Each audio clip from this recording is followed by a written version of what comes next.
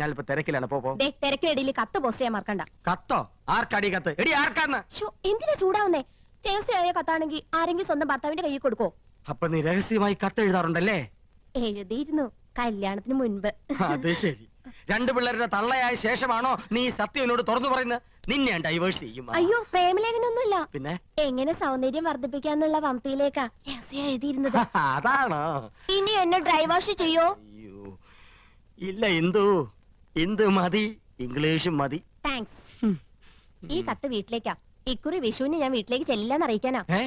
വിഷുവിന് നീ വീട്ടിൽ പോകുന്നില്ലേ? ചെയ്ത് മോശമല്ലേ ഇന്ദു? ചേച്ചിമാരും പോണില്ല, അമ്മാവനെ ഒറ്റയ്ക്കാക്കിട്ട് പോണ്ടാന്ന്. കഴിഞ്ഞ ഓണത്തിന് നീ പോയില്ല, ഈ വിഷുവിനെങ്കിലും ഒന്ന് പോയി കിട്ടുന്ന വിചാരിച്ചേ. ആഹാ, അപ്പൊ ഞാൻ പോയി കിട്ടണല്ലേ? മനസ്സിലിരിപ്പൊക്കെ ഞാൻ അറിയുന്നുണ്ട്. ഒരു റെപ്രസെന്റേറ്റീവ്. റെപ്രസെന്റേറ്റീവ് അല്ല ഇന്ദു, റെപ്രസെന്റേറ്റീവ്. രണ്ടും ഒന്ന് തന്നെയാ. ഞാനിപ്പോ തിരക്കിലാണ്. തിരക്കിനിടയിൽ കത്ത് പോസ്റ്റ് ചെയ്യാൻ മറക്കണ്ട. കത്തോ? ആർക്കടി കത്ത്? എടി ആർക്കാന്ന്? എന്തിനാ ചൂടാവുന്നേ? രഹസ്യമായ കത്താണെങ്കിൽ ആരെങ്കിലും സ്വന്തം ഭർത്താവിന്റെ കയ്യിൽ കൊടുക്കോ? അപ്പൊ നീ രഹസ്യമായി കത്ത് എഴുതാറുണ്ടല്ലേ? എഴുതിയിരുന്നു കല്യാണത്തിന് മുൻപ്. അത് ശരി.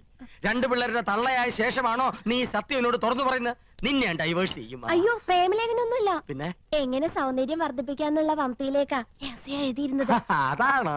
ഇനി എന്നെ ഡൈവേഴ്സ് ചെയ്യോ? അയ്യോ ഇല്ല, ഇന്ദു മതി, ഇംഗ്ലീഷും മതി. താങ്ക്സ്. ഈ കത്ത് വീട്ടിലേക്കാ. ഇക്കുറി വിഷുവിന് ഞാൻ വീട്ടിലേക്ക് ചെല്ലാന്ന് അറിയിക്കാനാ. വിഷുവിന് നീ വീട്ടിൽ പോകുന്നില്ലേ? ചെയ്ത് മോശമല്ലേ ഇന്ദു? ചേച്ചിമാരും പോണില്ല, അമ്മാവനെ ഒറ്റയ്ക്കാക്കിട്ട് പോണ്ടാന്ന്. കഴിഞ്ഞ ഓണത്തിന് നീ പോയില്ല, ഈ വിഷുവിനെങ്കിലും ഒന്ന് പോയി കിട്ടുന്ന വിചാരിച്ചേ. ആഹാ, അപ്പൊ ഞാൻ പോയി കിട്ടണല്ലേ? മനസ്സിലിരിപ്പൊക്കെ ഞാൻ അറിയുന്നുണ്ട്. ഒരു റെപ്രസെന്റേറ്റീവ്. റെപ്രസെന്റേറ്റീവ് അല്ല ഇന്ദു, റെപ്രസെന്റേറ്റീവ്. രണ്ടും ഒന്ന് തന്നെയാ.